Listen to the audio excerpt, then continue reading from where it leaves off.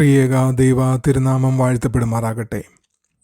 ഇന്നത്തെ നമ്മുടെ തിരുവചന വായന ഭാഗം സങ്കീർത്തനം 73, 77, 78. 2 ശമൂവേലിലൂടെയുള്ള നമ്മുടെ കാലക്രമത്തിലുള്ളതായ ബൈബിൾ വായന തുടരുമ്പോൾ ഇന്ന് വീണ്ടും ഒരു ചെറിയ ഇടവേള എടുത്ത് സങ്കീർത്തനങ്ങൾ 73, 77, 78 വായിക്കുകയാണ്. ചരിത്ര പുസ്തകങ്ങൾ എന്താണ് സംഭവിച്ചതെന്ന് പറയുമ്പോൾ ഈ സങ്കീർത്തനങ്ങൾ ദൈവജനത്തിൻ്റെ ചിന്തകളും പോരാട്ടങ്ങളും ഓർമ്മകളും ആരാധനയും വെളിപ്പെടുത്തുന്നു.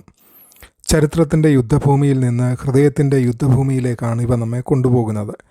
ഈ 3 സങ്കീർത്തനങ്ങളെയും ബന്ധിപ്പിക്കുന്ന ഒരു പ്രധാന സത്യമുണ്ട്. വിശ്വാസം എന്നത് ചോദ്യങ്ങളില്ലാത്ത അവസ്ഥയല്ല. ജീവിതം ആശയക്കുഴപ്പമാകുമ്പോഴും ദൈവത്തിൻ്റെ വിശ്വസ്തതയെ ഓർക്കുവാനെടുക്കുന്ന തീരുമാനമാണ്. സങ്കീർത്തനം 73 ആസാഫ് എഴുതിയതാണ്. തിരുവഴുത്തിലെ ഏറ്റവും ആത്മാർത്ഥമായ ഏറ്റുപറച്ചിലുകളിൽ ഒന്നോടെയാണ് അത് ആരംഭിക്കുന്നത്. എൻ്റെ കാലുകൾ ഏകദേശം വഴുതിപ്പോയിരുന്നു. ആസാഫ് ചുറ്റും നോക്കിയപ്പോൾ അവൻ്റെ മനസ്സ് കലങ്ങി. ദുഷ്ടന്മാർ അഭിവൃദ്ധി പ്രാപിക്കുന്നതായി അവൻ കണ്ടു.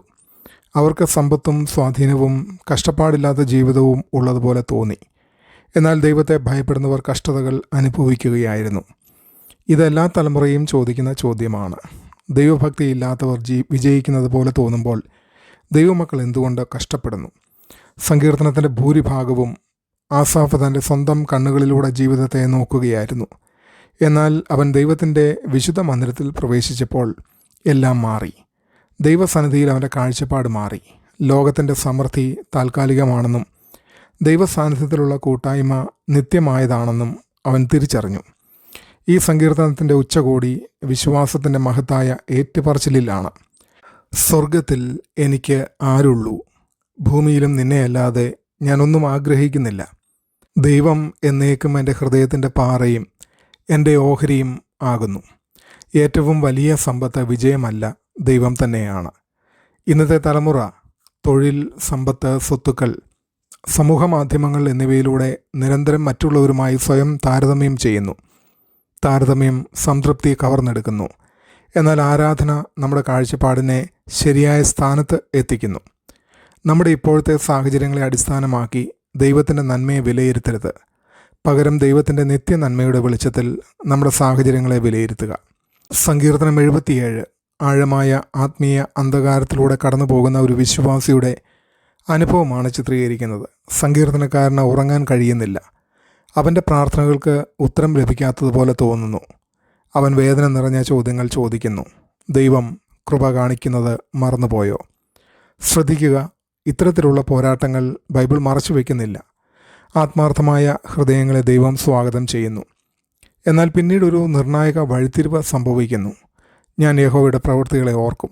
സ്വന്തം പ്രശ്നങ്ങളെ ധ്യാനിക്കുന്നതിന് പകരം അവൻ ദൈവത്തിൻ്റെ മുൻകാല വിശ്വസ്തതയെ, പ്രത്യേകിച്ച് ഈജിപ്തിൽ നിന്നുള്ള പുറപ്പാടിനെ ഓർക്കുന്നു. സങ്കീർത്തനം മനോഹരമായ ഒരു ചിത്രത്തോടെയാണ് അവസാനിക്കുന്നത്. നിന്റെ വഴി സമുദ്രത്തിലൂടെയായിരുന്നു. ഇസ്രായേൽ ഒരു വഴിയും കണ്ടില്ല, എന്നാൽ ദൈവം അവർക്കായി ഒരു വഴി തുറന്നു. ചിലപ്പോൾ ദൈവം നമ്മെ ജലത്തിനടിയിലൂടെ നടത്തുന്നു. അവൻ്റെ കാൽപ്പാടുകൾ നമുക്ക് കാണാൻ കഴിയാതിരുന്നാലും അവൻ്റെ സാന്നിധ്യം ഒരിക്കലും നമ്മെ വിട്ടുപോകുന്നില്ല. ദൈവം എന്താണ് ചെയ്യുന്നതെന്ന് മനസ്സിലാകാത്ത കാലങ്ങൾ നമ്മുടെ ജീവിതത്തിലുണ്ടാകും. അവൻ്റെ കൈപ്പണി മനസ്സിലാകുന്നില്ലെങ്കിലും അവൻ്റെ ഹൃദയത്തെ വിശ്വസിക്കാം. കഴിഞ്ഞ കാലത്ത് ദൈവം കാണിച്ച വിശ്വസ്തതയെ ഓർക്കുമ്പോഴാണ് വിശ്വാസം കൂടുതൽ ശക്തമാകുന്നത്. സങ്കീർത്തനം 78 ചരിത്രം വിവരിക്കുന്ന ഏറ്റവും ദൈർഘ്യമേറിയ സങ്കീർത്തനങ്ങളിൽ ഒന്നാണ്. ഈജിപ്തിൽ നിന്ന് ആരംഭിച്ച് മരുഭൂമിയിലൂടെയും ഇസ്രായേലിൻ്റെ ആവർത്തിച്ചുള്ള മത്സരങ്ങളിലൂടെയും ദൈവത്തിൻ്റെ ദീർഘക്ഷമയിലൂടെയും അവിടുത്തെ ശിക്ഷണത്തിലൂടെയും ഒടുവിൽ ദാവീദിനെ ഇടയരാജാവായി തിരഞ്ഞെടുക്കുന്നതിലൂടെയും ഇസ്രായേലിൻ്റെ ചരിത്രം ഇത് വിവരിക്കുന്നു. ഈ സങ്കീർത്തനത്തിൻ്റെ പ്രധാന ലക്ഷ്യം ചരിത്രം ആവർത്തിച്ച് പറയുക മാത്രമല്ല, വരും തലമുറകളെ പഠിപ്പിക്കുകയാണ്. ഇസ്രായേൽ വീണ്ടും വീണ്ടും ദൈവത്തെ മറന്നു. അത്ഭുതങ്ങൾ കണ്ടിട്ടും അവർ പരാതിപ്പെട്ടു. അനുഗ്രഹങ്ങൾ ലഭിച്ചിട്ടും വിശ്വസ്തരായി നിലനിന്നില്ല. എന്നിരുന്നാലും ഇസ്രായേലിൻ്റെ ഓരോ പരാജയവും ദൈവത്തിൻ്റെ ദീർഘക്ഷമയെയും കരുണയെയും കൂടുതൽ മഹത്വപ്പെടുത്തുന്നു. സങ്കീർത്തനത്തിൻ്റെ അവസാനം ദൈവം ഹൃദയത്തിൻ്റെ പരമാർത്ഥതയോടെ തൻ്റെ ജനത്തെ മേയിച്ച ദാവീദിലേക്കാണ് വിരൽ ചൂണ്ടുന്നത്. നമുക്ക് വേണ്ടി ദാവീദ് ഒടുവിൽ നല്ല ഇടയനായ യേശുക്രിസ്തുവിലേക്കാണ് വിരൽ ചൂണ്ടുന്നത്. തൻ്റെ ആട്ടിൻകൂട്ടത്തെ പൂർണ്ണതയോടെ നയിക്കുന്നവൻ അവനാണ്. ഓരോ തലമുറയും ദൈവത്തെ മറക്കുന്ന അവസ്ഥയിലേക്ക് ഒരു തലമുറയുടെ അകലത്തിൽ മാത്രമേ ഉള്ളൂ. മാതാപിതാക്കൾക്കും ശുശ്രൂഷകന്മാർക്കും സഭകൾക്കും വെറും പാരമ്പര്യങ്ങൾ സംരക്ഷിക്കുകയല്ല വിളി. ജീവനുള്ള വിശ്വാസം അടുത്ത തലമുറയ്ക്ക് കൈമാറുകയാണ്.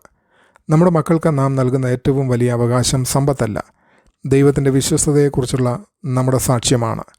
ഈ 3 സങ്കീർത്തനങ്ങളും ഒരു വിശ്വാസിയുടെ ആത്മീയ യാത്രയിലെ 3 ഘട്ടങ്ങളെ വെളിപ്പെടുത്തുന്നു. അനീതി കാണുമ്പോൾ എന്ത് ചെയ്യണമെന്ന് സങ്കീർത്തനം 73 നമ്മെ പഠിപ്പിക്കുന്നു.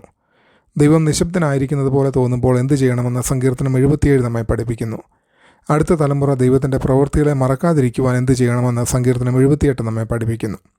ഈ 3 സങ്കീർത്തനങ്ങളും ഒരുമിച്ച് നമ്മെ ഓർമ്മിപ്പിക്കുന്നത് മറ്റുള്ളവരുമായി താരതമ്യം ചെയ്യാതെ മുകളിലേക്ക് നോക്കുക, പിന്നിലേക്ക് നോക്കി ദൈവത്തിൻ്റെ വിശ്വസ്തത ഓർക്കുക, മുന്നിലേക്ക് നോക്കി അടുത്ത തലമുറയെ ദൈവത്തെക്കുറിച്ച് പഠിപ്പിക്കുക.